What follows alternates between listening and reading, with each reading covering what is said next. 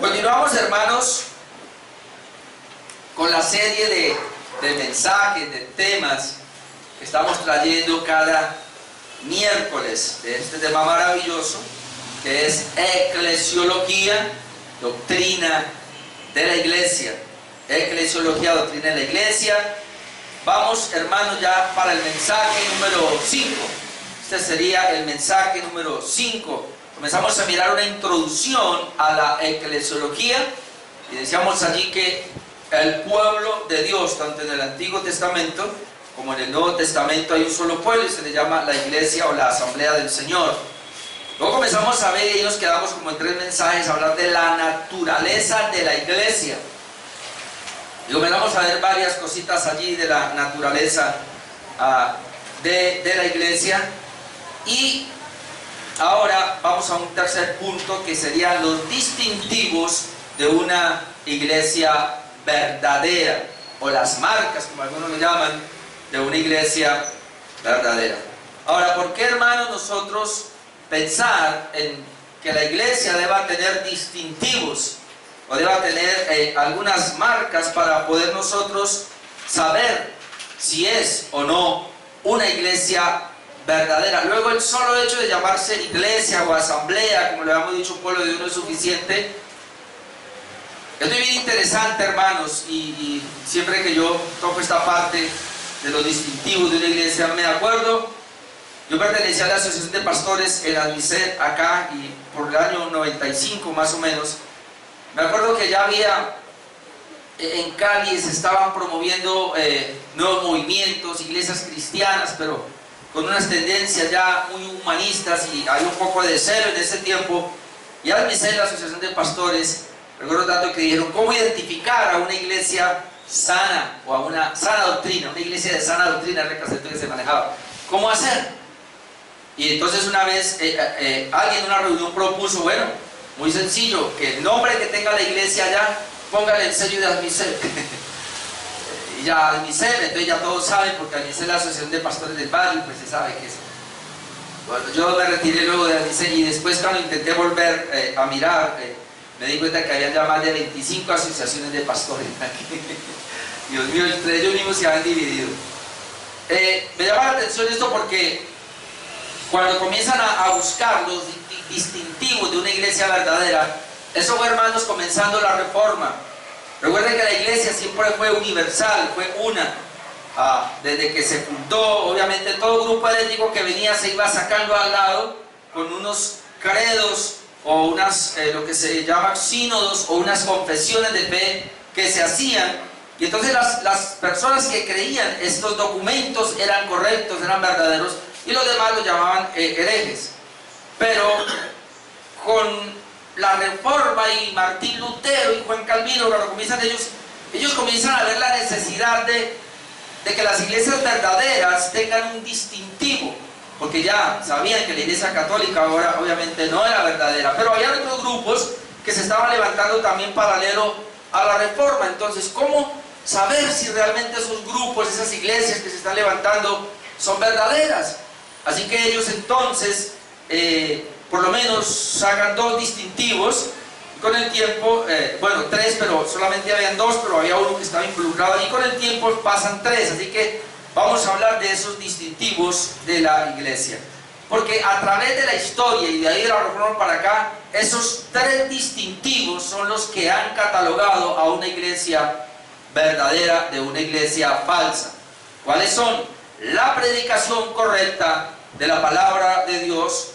Número 2, la administración correcta de las ordenanzas. Y número 3, bueno, estas 2 fueron los pilares, pero ahí va incluido en 3 la administración correcta de la disciplina eclesiástica, de tal manera que yo puedo ver 3 distintivos que se han sostenido desde la Reforma hasta nuestros días y se sostienen todavía. Ahora, estos distintivos son distintos, obviamente, a lo que se conocen como las marcas de una iglesia sana. Y yo lo tomo de esa manera porque algunos toman los distintivos o las marcas de una iglesia sana, pero yo quise meterme por acá. Primero hablar de los distintivos de una iglesia verdadera, porque es muy importante tener eso claro. ¿Qué es una iglesia verdadera? de esa iglesia verdadera, de ahí en adelante vienen lo que son las marcas de una iglesia saludable o una iglesia sana. Es decir, solamente una iglesia verdadera puede tener los distintivos o las marcas de una iglesia saludable, de una iglesia sana. Y eso lo vamos a ver, son como 10. De hecho, estos 3 están ahí. Pero me gusta manejar estos 3 porque es lo que va a hacer la diferencia, hermanos, entre lo que se conoce como una iglesia verdadera o una iglesia falsa. Porque no podemos decir otra cosa. Si no es una iglesia verdadera, es una iglesia falsa. Y hoy, hermano, tenemos que mirar eso porque inclusive a mí me llama la atención porque yo escuchaba a un pastor muy fuerte en esto y él decía, hablando de la iglesia reformada, es que cualquiera dice que es reformado, pero él decía, pero si no tiene unos distintivos de lo que lo hace ser una iglesia reformada, y él hablaba no solamente de los distintivos que tenemos acá como las 5 solas, los distintivos que tenemos allá como las doctrinas de la gracia, sino que además de eso tiene que ser una iglesia pactual, que cree en el pacto, y tiene que ser una iglesia histórica, y tiene que ser una iglesia confesional, es decir, tiene una confesión. El problema es que hoy día muchos dicen que son reformados, pero tienen la doctrina de la gracia, las 5 solas y paren de contar, no se adhieren a una confesión de fe como nosotros. La bautista no tienen una teología pactual como nosotros tenemos la teología pactual, no es histórica porque no le importa la historia de la iglesia. Entonces, ¿cómo puede llamar si este pastor era tan fuerte que él decía, por favor, no se llame reformado, háganos un favor, no nos dañen? Y es interesante. Entonces, hermano, todo esto tenemos que ir mirando. No quiero confundirlo porque me estoy mezclando mucho ya, pero mi punto ahora es hablar de los distintivos de una iglesia verdadera que los han sostenido, lo ha sostenido la iglesia desde la reforma para acá. Entonces vamos a mirar. Eso no quiere decir que antes no se tenían, pero se creían, pero no se tenían, obviamente, como una doctrina establecida. Ahora, yo voy a comenzar por acá hablando acerca de una de las confesiones más antiguas de los reformadores. Se llama la confesión de Belga, o la confesión belga o de Bélgica, que fue redactada en 1561, imagínense, 1561, la confesión de nosotros 1689, casi 100 años después. En el artículo 29 de esta confesión belga tiene lo que se conoce como las marcas de la iglesia verdadera y donde difiere de la iglesia falsa. Ahora, cuando uno lee esto, y yo lo voy a leer todo, el artículo es bastante amplio, pero lo voy a leer todo, es bien interesante porque ahí ya uno sabe por dónde va entonces. Él dice así, o ese artículo de esta convención belga, artículo 29, las marcas de la iglesia verdadera y a dónde difiere de la iglesia falsa, dice así: creemos que debemos discernir diligente y cuidadosamente de la palabra de Dios cuál es la iglesia verdadera, ya que todas las sectas del mundo se hacen llamar, entre comillas, iglesia. Pero aquí no hablamos de los hipócritas que están mezclados con los buenos en la iglesia, pero que no son de la iglesia, aunque externamente están en ella, sino que hablamos de que debemos distinguir el cuerpo y la comunión de la iglesia verdadera de todas las sectas que dicen que son, entre comillas, iglesia. Las marcas por las cuales se conoce a la iglesia verdadera son estas: si en ella se predica la doctrina pura del evangelio, si mantiene la administración pura de los sacramentos instituidos por Cristo, si se ejerce la disciplina de la iglesia al castigar el pecado. En resumen, si todas las cosas se manejan de acuerdo con la pura palabra de Dios, todas las cosas contrarias a ella son rechazadas y Jesucristo es reconocido como la única cabeza de la iglesia. Por estas marcas se puede reconocer con certeza a la iglesia verdadera, de la cual ningún hombre tiene derecho a separarse. Es decir, si encontró esta iglesia con esas marcas, ningún hombre, dice, tiene derecho a separarse de esa iglesia.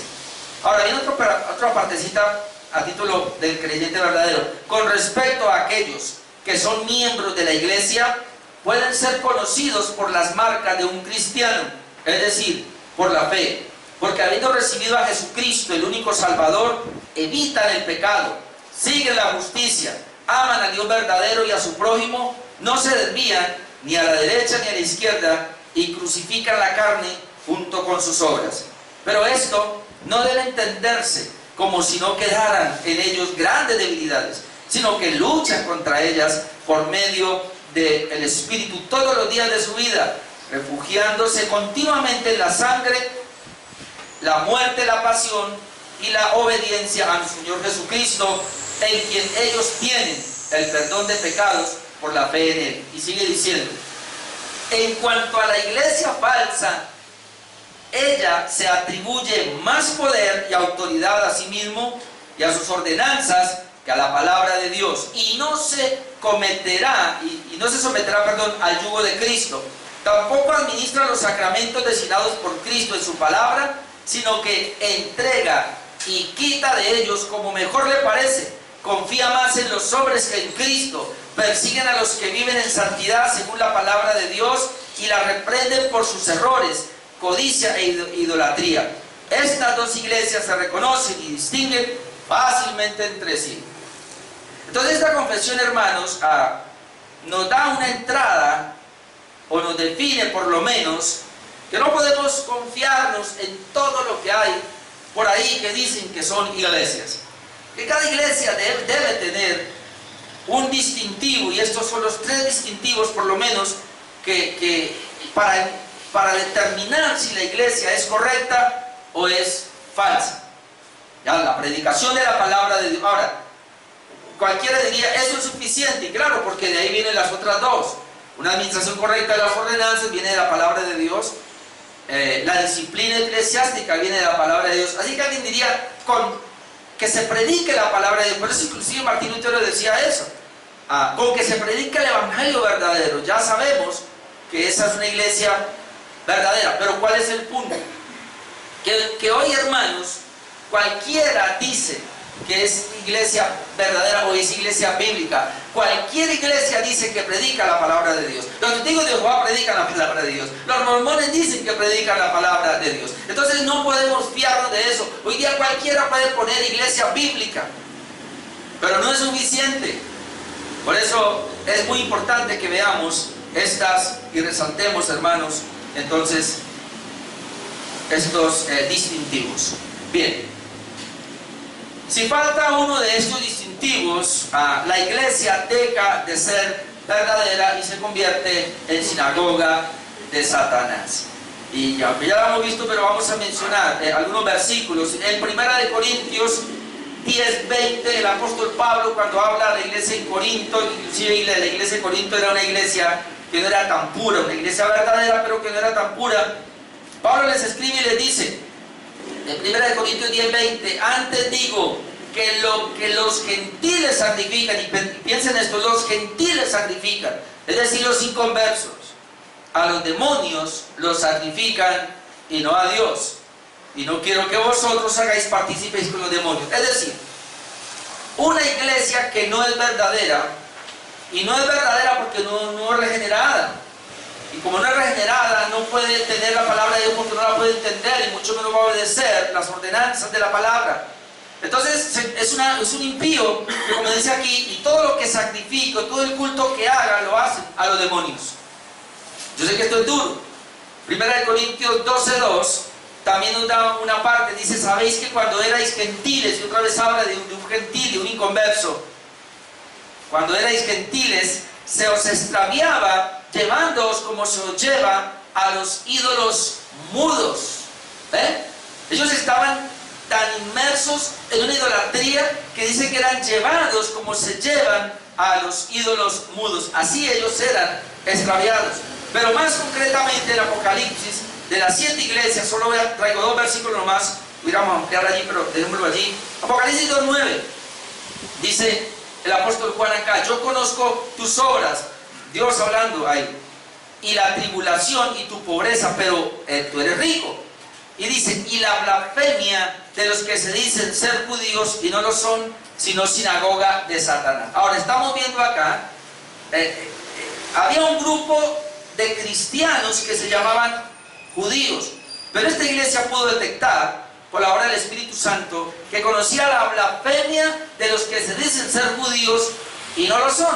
De la misma manera, entonces, hoy hay iglesias que dicen ser cristianas, no lo son. Hay pastores que dicen ser siervos de Dios y no lo son. Hay creyentes, entre comillas, personas que dicen ser creyentes, pero no lo son. Entonces, ¿qué son? Dice acá, sinagoga de Satanás o hijos del diablo. O sea, es que la Biblia no nos permite otra interpretación, otro atributo. Apocalipsis 3:9 nos dice: he aquí yo entregaré de la sinagoga de Satanás a los que te dicen ser judíos y no lo son, sino que mienten. Otra vez, ¿cómo se le llama a una iglesia o a un grupo de personas que se reúnen pero que no son verdaderos? Se le llama sinagoga de Satanás. Entonces es muy interesante eso, hermano, porque tenemos que aprender, y eso lo vamos a ver dentro de 8 días, a distinguir. Primero, hoy distinguimos qué es una iglesia verdadera y qué es una iglesia falsa. Ahora, cuando ya tengamos la iglesia verdadera con estos atributos, vamos a ver qué iglesia es más pura. Y ahí nos damos cuenta aún si muchas de las iglesias arminianas que conocemos hoy día son verdaderas, pero les falta la pureza. Cuando veamos esos distintivos o esas marcas, vamos a ver cómo les falta la pureza. Así que no es para decir ahora que todas las iglesias, todos los evangélicos son falsos y no son reformados. No, no queremos decir eso. Lo que queremos decir es que vamos a ver unos distintivos que los hace ser verdaderos y luego veremos las marcas a ver qué tan puras son. Así que vamos con estos 3 distintivos. Me voy a quedar un poco más en el primer punto, ya que los otros puntos de la administración de las ordenanzas, eso lo vamos a ver en la Confesión de Fe, capítulos 28, 29 y 30.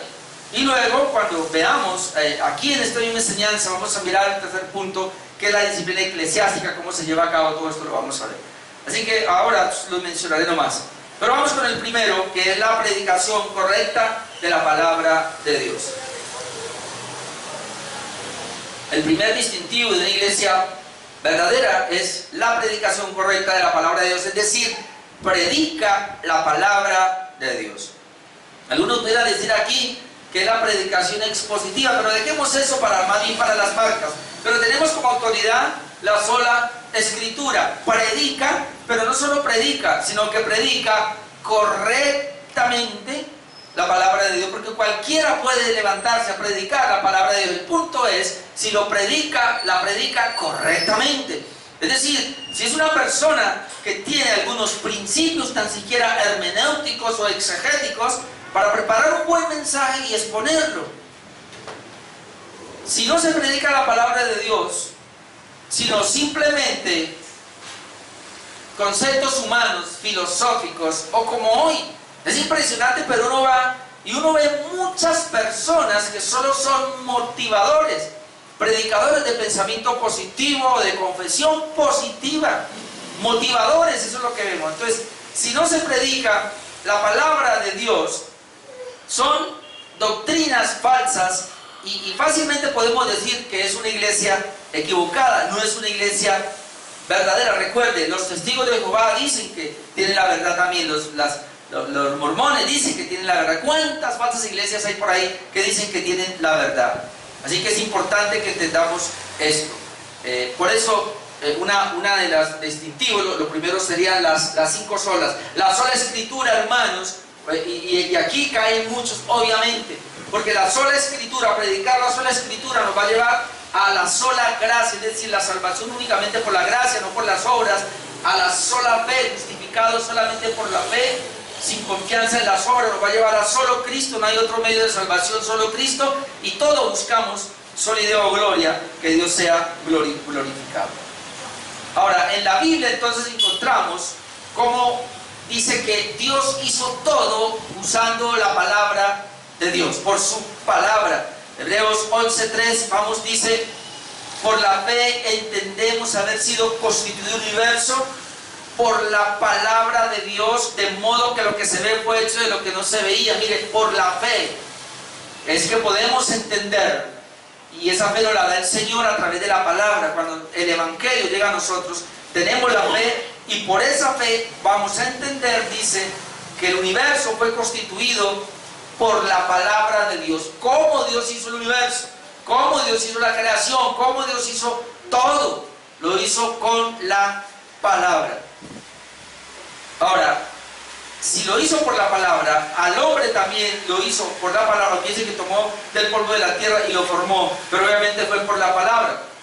Así que también, hermano, la regeneración a la nueva vida es por medio de la palabra. Jesucristo lo dijo en Juan 6:63, las palabras que yo hablo son espíritu y son vida. Es decir, es la palabra de Dios la que trae espíritu, la que trae vida. Y en 1 de Pedro 1:23, mire lo que entendemos. 1 de Pedro 1:23, siendo renacidos, la palabra renacidos acá es regenerados o teniendo un nuevo nacimiento. Siendo renacidos, no de simiente corruptible, tiene nada de acá abajo, sino de incorruptible, algo que no se corroe, por la palabra de Dios que vive y permanece para siempre. Fuimos regenerados por la palabra de Dios.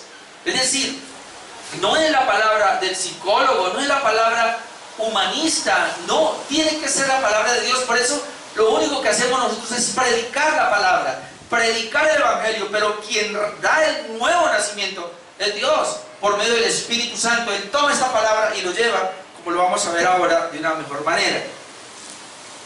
Así que la regeneración se da por la palabra de Dios, no se da por una oración de fe que haga un inconverso, que haga un impío.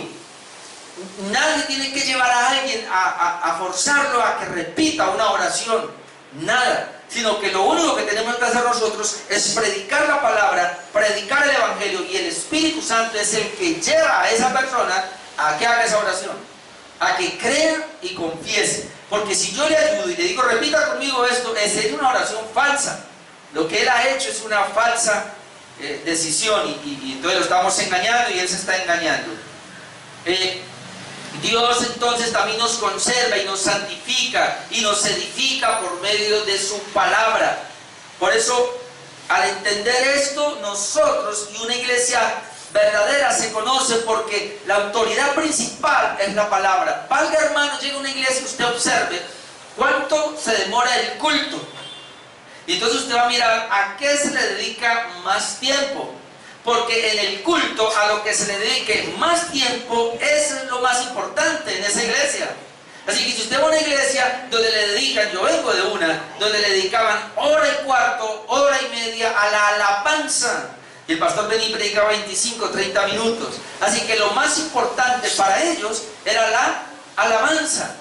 Ahora usted viene aquí, hermano, y la alabanza son 20 minutos, no pasamos de ahí, el domingo obviamente. Pero la mayor dedicación siempre se le da es a la palabra de Dios. Y ahí nos damos cuenta si esa iglesia es verdadera. Ahora, ¿cómo sabemos también si un cristiano es verdadero y va a esa iglesia? Porque el cristiano va buscando la predicación de la palabra de Dios. Él no va buscando cómo se siente en el ambiente, si hay calor o no hay calor. Él no va buscando, como algunos preguntan, yo quiero asistir a la iglesia, pero ¿tienen ministerio para niños? Porque si no tienen, yo no puedo estar ahí, porque tengo unos niños. Él no va preguntando eso. Un cristiano verdadero no va preguntando por cosas, y de tal manera que cuando se sienta bien está, pero cuando se sienta incómodo o haya algo que no le gusta, entonces sale corriendo. Ese no es un cristiano verdadero. Un cristiano verdadero va a una iglesia buscando la autoridad de la palabra, y si en esa iglesia encuentra la palabra, entonces ese cristiano se va a quedar ahí, así no haya aire acondicionado, así no haya escuela para niños, así no se sienta bien, así no lo hagan sentir bien, es más, así lo hagan sentir de lo peor, él se va a quedar ahí, porque él se queda es por la palabra de Dios. Mira lo que dice Juan 15:3. Jesús dijo: ya vosotros estáis limpios por la palabra que os he hablado. ¿Qué es lo que limpia? La palabra predicada, la palabra que os he hablado. Eso es lo que limpia. Mira lo que dice 1 de Pedro 2:2. Desead como niños recién nacidos la leche espiritual no adulterada. Y aquí está hablando esa es la palabra de Dios. La leche espiritual no adulterada, para que por ella crezcáis para la salvación. ¿Ve? A través de la palabra nos santificamos, a través de la palabra crecemos para esa salvación. Efesios 2:20, edificados, hayamos visto hace 8 días, el edificio que debe ser construido. Hay una base que se echa, un cimiento que se echa, que es la palabra de Dios, que es Jesucristo, y sobre ese cimiento el creyente es edificado. Efesios 2:20, edificados sobre el fundamento de los apóstoles y profetas, siendo la principal piedra del ángulo Jesucristo mismo.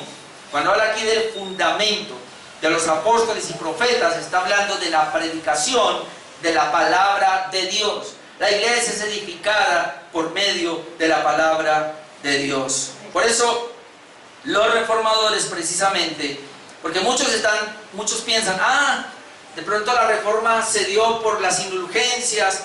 No, hermano, sí, pero no, eso fue como lo que el estallido. Pero realmente la reforma se dio, fue por reformar o volver a traer la bendita palabra de Dios. Que la palabra de Dios tomara la autoridad, porque teniendo la autoridad como la palabra de Dios, la iglesia se iba a reformar. Ahora, hubo cosas que los reformadores no reformaron. Yo escuchaba a un pastor que decía, me llamó la atención eso, y de pronto aquí los presbiterianos no estarán de acuerdo, pero él decía, los reformadores reformaron la palabra, muchas cosas, pero no reformaron el bautismo. Porque siempre se trae el bautismo, obviamente, de infantes, y se quedaron con el bautismo de infantes. Sí, Juan Calvino creía en el bautismo de infantes, nosotros no, y por eso surgieron de ahí iglesias reformadas que se iban reformando, y todavía, hermanos, nosotros seguimos reformando. La iglesia se sigue reformando por la autoridad de la palabra de Dios. Pero ahora, déjenme, yo le doy un ejemplo que es el ejemplo más claro de la autoridad de la palabra. ¿Y por qué tenemos la palabra? Hermano, yo no puedo encontrar otro ejemplo mayor que Ezequiel 37, del 1 al 14, conocido como el Valle de los Huesos Secos. Vamos a mirar el mejor ejemplo que yo puedo encontrar de la autoridad, del poder que tiene la palabra de Dios. Yo lo veo aquí, Ezequiel 37, vamos allí, versículo 1, mire lo que dice: la mano de Jehová vino sobre mí y me llevó en el espíritu de Jehová y me puso en medio de un valle que estaba lleno de huesos. Allá llegó el profeta y el Señor lo puso en ese valle, puros huesos. Y él dice, y me hizo pasar cerca de ellos por todo el derredor, y he aquí que eran muchísimos sobre la faz del campo, y por cierto secos en gran manera. Ahora mire, y me dijo, hijo de hombre, ¿vivirán estos huesos? ¿Usted qué piensa cuando le hagan esa pregunta? Puros huesos secos, un valle de huesos secos. Hijo de hombre, ¿vivirán estos huesos? Ahora, ¿qué le responde? Y le dije, Señor Jehová, tú lo sabes. Yo no digo nada, Señor, tú lo sabes. Porque el profeta sabía que para Dios no había nada imposible. Le pregunta al profeta, ¿estos huesos van a vivir? Y yo no sé, Señor, tú lo sabes. Ahora mire lo que pasa. Versículo 4, y me dijo entonces, note lo que le dice Dios al profeta Ezequiel: profetiza sobre estos huesos. Profetiza sobre estos huesos. Ahora vamos a ver cuál es la profecía, porque esto es muy importante. Y diles, aquí está la profecía: huesos secos, oíd palabra de Jehová. ¿Ven? Huesos secos, oíd palabra de Jehová. El profeta solo tenía que coger la palabra de Dios y darla. Es decir, la profecía no es otra cosa. La profecía es recibir la palabra de Dios y transmitirla. No es como mucha gente por ahí que anda inventando cuentos. Le dicen, oíd palabra de Jehová, versículo 5. Así ha dicho Jehová, el Señor, a estos huesos. Y esta es la profecía: he aquí, yo hago entrar espíritu en vosotros, y viviréis, y pondré tendones sobre vosotros, y haré subir sobre vosotros carne, y os cubriré de piel, y pondré en vosotros espíritu, y viviréis, y sabréis que yo soy Jehová. Es decir, ponga esta palabra sobre esos huesos secos y verá qué va a pasar. Ya sé la profecía. Ahora versículo 7, y ahí va el profeta: y profeticé pues como me fue mandado. Y profeticé como me fue mandado. Por eso no hay ningún temor al decir que el pastor o el predicador es el profeta de Dios, porque él coge lo que ha investigado de la palabra, lo que Dios le ha dado en la palabra, y ahora cuando él la expone, él está profetizando lo que ya está escrito. Nosotros no creemos que Dios ahora venga, así sea un hombre de oración, muy ungido, así esté en el cuarto allá, como Gigito por ahí, 40 días ayunando. No creemos que el Espíritu va a venir y le va a decir y le va a dar una palabra para que la diga a la iglesia. No creemos eso. Creemos que el Espíritu viene y le da la palabra que está escrita allá. Así que lo único que hacemos nosotros es profetizar lo que Dios ya dijo, así como aquí el profeta. Él no iba a inventar nada. ¿Qué hizo el profeta Ezequiel? Él tenía que recibir la palabra de Dios y una vez la tenía, ahora él darla allá. Dice el versículo 7, profeticé pues como me fue mandado, y hubo un ruido mientras yo profetizaba, y aquí un temblor, y los huesos se juntaron, cada hueso con su hueso. Hermano, vamos a pensar algo porque es que yo me emociono acá. Dice que mientras él profetizaba, mire lo que pasó. Él está profetizando y cada hueso se juntó. Versículo 8, mire, él siguió profetizando. He aquí tendones sobre ellos. Siguió profetizando y la carne subió sobre ellos. Siguió profetizando y la piel cubrió por encima de ellos, pero no había en ellos espíritu. Ahora mire, hermano, lo que le voy a decir. ¿Por qué la predicación adecuada, correcta de la palabra es una marca distintiva de una iglesia verdadera? Porque solo esa palabra es la que le da vida espiritual a los que están ahí en esa iglesia. Ellos están muertos, todos hemos venido como el valle de los huesos secos. Tenemos una cantidad de situaciones espirituales y cuando se va profetizando, se va predicando la palabra, el Espíritu va trabajando y va a comenzar a esos huesos, va a comenzar a juntarlos. Por eso muchos cuando llegan aquí llegan así, los huesos se van juntando. Después el Señor viene y comienza a enredarle los tendones, luego el Señor le va dando carnecita y luego le va dando piel, pero todavía no han sido regenerados. Es un proceso que el Señor está haciendo. Así que seguimos leyendo. Versículo 9, y me dijo, hasta ahí, pero no había espíritu en ellos. Ya se habían formado, pero no había espíritu en ellos. Verso 9, y me dijo, profetiza al espíritu. Tenía que seguir profetizando ahora. Dice, profetiza, hijo de hombre, y di al espíritu, así ha dicho Jehová el Señor. Espíritu, ven de los cuatro vientos y sopla sobre estos muertos y vivirán. Note que el profeta siempre recibía la palabra de Dios para poder profetizar. Él no se la inventó. Versículo 10, y profeticé como me había mandado. Oh, eso es lo que yo le digo, Señor, ayúdame, que yo pueda profetizar o predicar como el Señor me ha mandado en su palabra. Es decir, para nosotros es como está escrito. Predicadores que se están levantando, la profecía nuestra es como está escrito, como Dios nos dijo ya en su palabra. Y cuando hizo eso, versículo 10, profeticé como me había mandado, y entró espíritu en ellos, y vivieron, y escribieron sobre sus pies un ejército grande en extremo. Me dijo luego, hijo de hombre, todos estos huesos son la casa de Israel. Es decir, Israel estaba, hermanos, por todos los sufrimientos que tenían, porque el Señor llevaba en cautiverio, toda la esperanza se le ha venido abajo. Ahora comienzan a hablar de eso, mejor les menciono. Versículo 11, me dijo, hijo de hombre, todos estos huesos son la casa de Israel. He aquí ellos dicen, estaban tan secos que ellos decían lo siguiente, nuestros huesos se secaron, pero eso es nuestra esperanza, somos del todo destruidos. Por tanto, profetiza.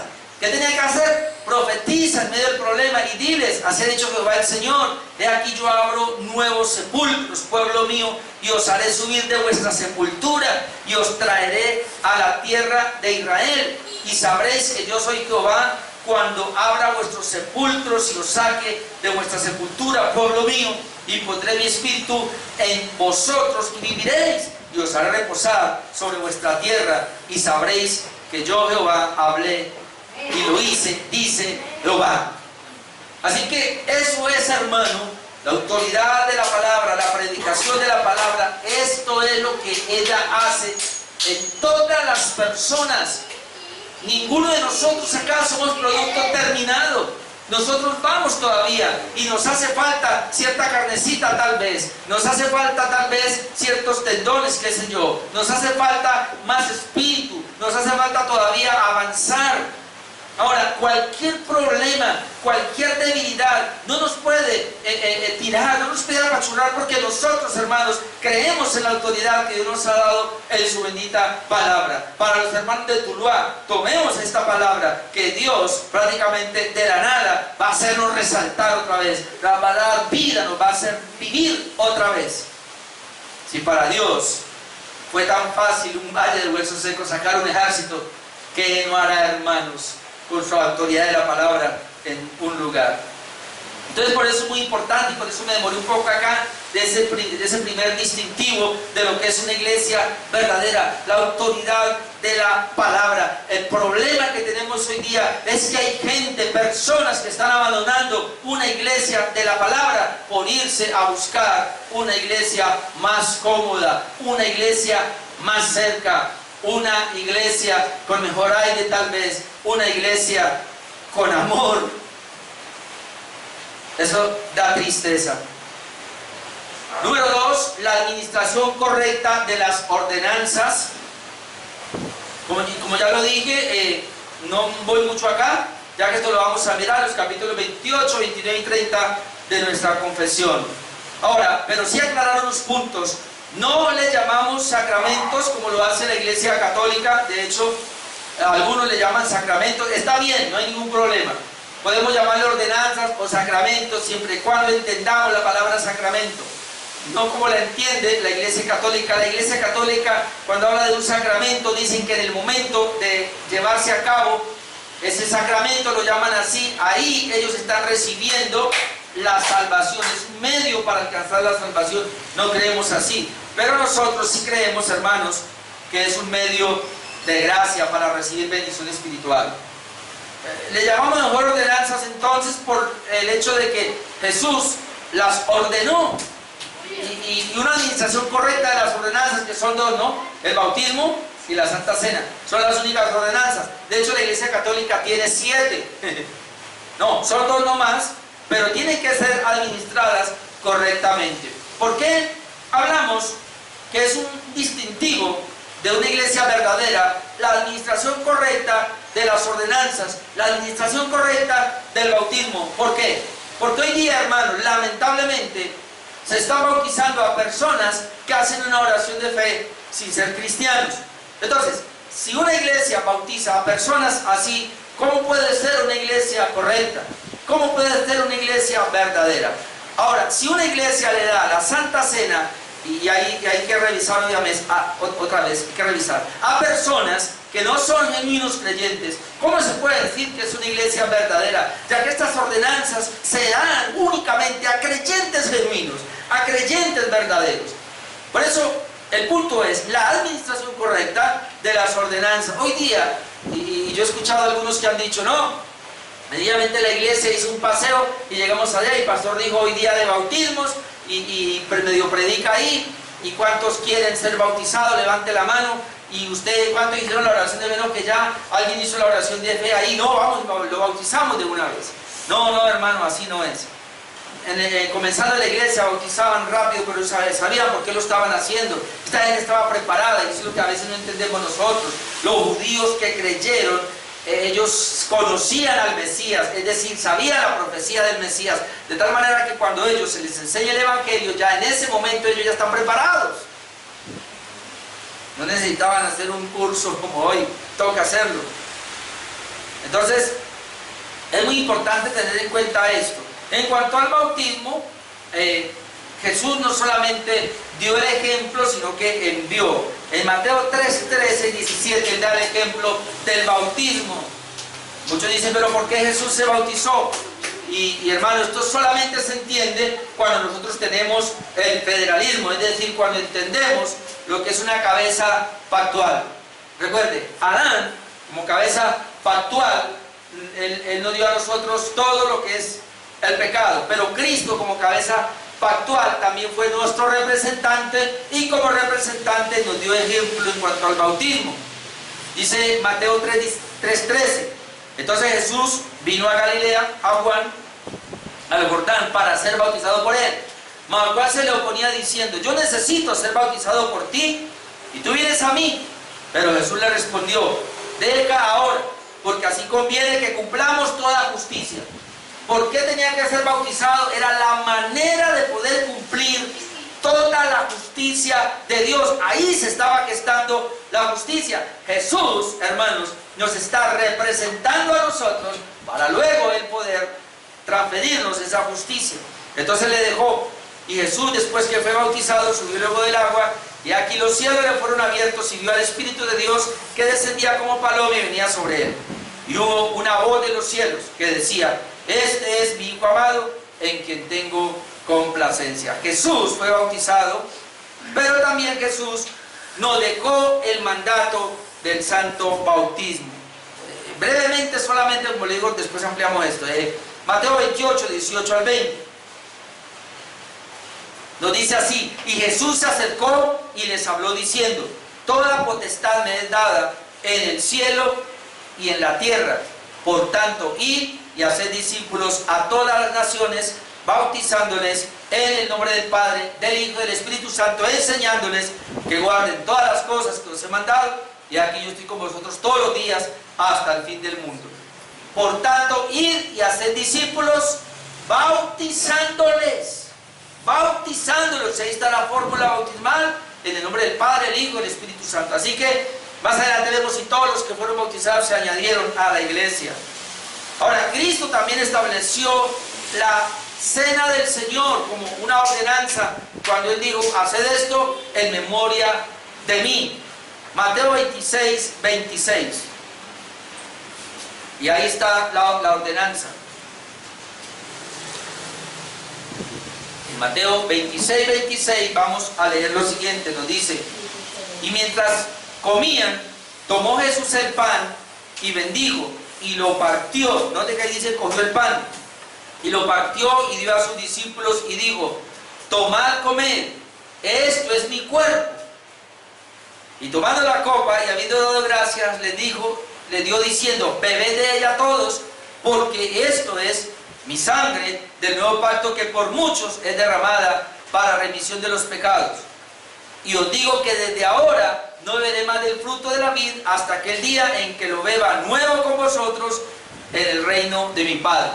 Es decir, en esa celebración pascual, Jesús viene y establece lo que es la Santa Cena o la comunión, y le dice: beban todos, coman de ese pan, no lo volveré a hacer con vosotros hasta que lo haga con mi Padre. Es decir, habló de la segunda venida de Cristo. Ahora mire cómo lo entiende el apóstol Pablo también allí. Primera de Corintios 11, 23. En Primera de Corintios 11, 23 leemos lo siguiente. Dice Pablo: porque yo recibí del Señor lo que también os he enseñado, que el Señor Jesús, la noche que fue entregado, tomó pan, y habiendo dado gracias lo partió y dijo: tomad, comed, esto es mi cuerpo, que por vosotros es partido, haced esto en memoria de mí. Asimismo tomó también la copa, después de haber cenado, diciendo: esta copa es el nuevo pacto en mi sangre, haced esto todas las veces que la bebiereis en memoria de mí. Así pues, todas las veces que comiereis este pan y bebiereis esta copa, y lo mismo, la muerte del Señor anunciáis hasta que Él venga. Tanto Cristo como el apóstol Pablo dijeron: la iglesia debe participar de la comunión hasta que Él venga. Ahora, y este es el punto, cuando hablamos de una correcta administración de los sacramentos, hermano, y hablando ahora de la Santa Cena, el punto que viene ahora es: ¿y cuándo voy a participar de la cena? ¿Cuál es el tiempo? Porque pareciera que no está claro. Jesús dijo: haced esto en memoria de mí, pero pareciera que no está claro. Así que le doy un texto nomás. Hechos 27. En Hechos capítulo 20, versículo 7, leemos lo siguiente: el primer día de la semana, reunidos los discípulos para partir el pan. ¿Vio? ¿Cuándo fue? El primer día de la semana, reunidos los discípulos para partir el pan. Pablo les enseñaba. Ahora, uno entiende aquí claramente, hermanos, que esta Santa Cena se hacía cada primer día de la semana. Por muchos años yo nunca entendí por qué la gente no lo entendió así. Hoy día hay iglesias que lo hacen una vez al año, cada 6 meses, cada 3 meses, por lo general cada mes. Por ahí yo me di cuenta cuando estaba anteriormente en iglesias arminianas, que había una iglesia que lo hacía cada 15 días y para mí eso era ilógico. ¿Cómo así? Y una de las cosas que me decían, y yo aprendí es, no, hay que hacerlo cada mes para que la gente no lo tome como algo deportivo, para que la gente se prepare. Y cuando, esta semana de Santa Cena, el primer día de cada mes, celebramos la Santa Cena. Entonces la gente no lo va a tomar como muy deportivo. Si cada 8 días se hace, la gente se relaja y entonces no le va a dar importancia. Hermano, yo no entendía que la participación de la mesa, como veíamos el domingo, era ser participantes con Cristo y con los hermanos. Es estar unidos a Cristo y estar unidos a los hermanos. Eso lo veíamos. Por eso la copa de bendición, no es la comunión, dice, con la sangre de Cristo, el pan que partimos, no es la comunión del cuerpo de Cristo. Así que, hermanos, la Santa Cena es un medio de gracia que la iglesia verdadera lo hace cada vez que se congrega. Nosotros lo hacemos cada domingo, porque cada domingo es que vienen los hermanos, todos los hermanos, es el culto principal, es el día del Señor. Entonces, por eso es muy importante que lo hagamos ahí. Así que a eso se refiere cuando hablamos de una participación correcta.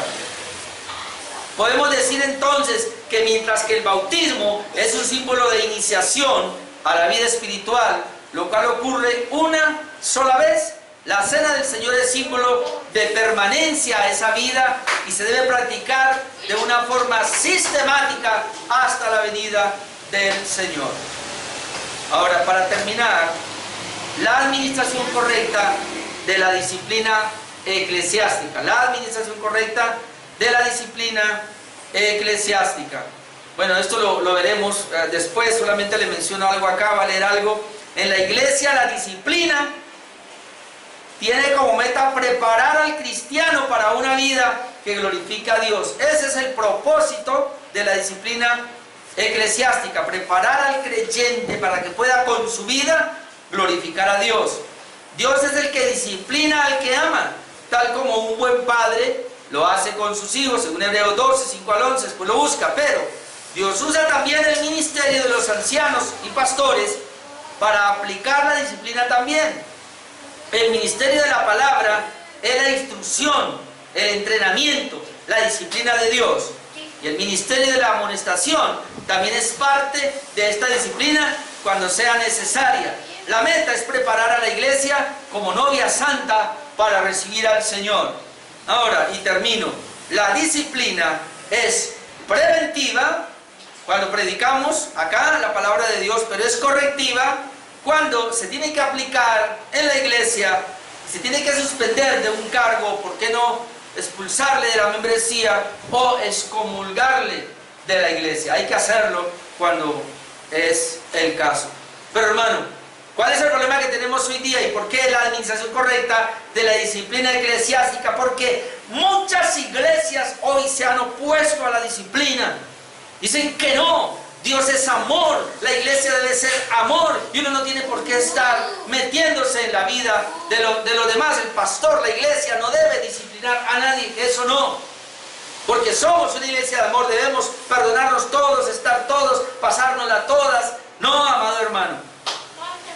La disciplina eclesiástica es un distintivo de una iglesia verdadera, así que no me da temor decirlo. Si en una iglesia no hay disciplina eclesiástica, si no hay correctivos a aquellos hermanos que andan mal o a aquellas personas que dicen ser cristianos pero no lo son y sabiéndolo no se les expulsa de la iglesia, esa iglesia no es verdadera. Este es un punto fundamental y lo vamos a ver más adelante, solo lo menciono, pero yo le voy a dedicar por lo menos 2 mensajes a qué es la disciplina eclesiástica y cómo se tiene que aplicar según la palabra de Dios. Así que por lo menos lo menciono. Así que hoy vimos, hermanos, los distintivos que hacen a una iglesia verdadera y que si no se tienen, es una iglesia falsa. La predicación de la palabra de Dios, la administración correcta de las ordenanzas y la administración correcta de la disciplina eclesiástica. Con la ayuda del Señor, otro día miraremos ahora sí los distintivos o marcas de una iglesia sana o pura. Vamos a orar, hermanos.